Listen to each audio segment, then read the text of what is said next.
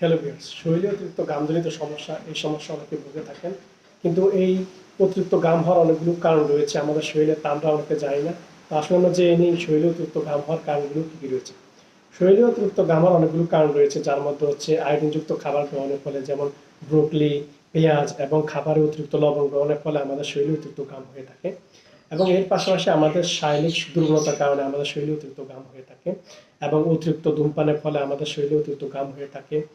যাদের দীর্ঘমেয়াদী ডায়াবেটিস রয়েছে, এই ডায়াবেটিসের ফলে স্নায়ুজনিত সমস্যার কারণে খাবার সময় অতিরিক্ত ঘাম হয় এবং খাবার পরে মুখে এবং ঘাড়ে ঘাম হওয়ার মতো সমস্যা দেখা দিয়ে থাকে। এর পাশাপাশি যাদের থাইরয়েডজনিত সমস্যা রয়েছে এবং যারা থাইরয়েডজনিত রোগে ভোগেন, তাদের অতিরিক্ত ঘাম হয়ে থাকে এবং ঘাম হওয়ার মতো সমস্যা দেখা দিয়ে থাকে। এবং এর পাশাপাশি যাদের হৃদরোগের সমস্যা রয়েছে, তাদেরও অতিরিক্ত ঘাম হয়ে থাকে।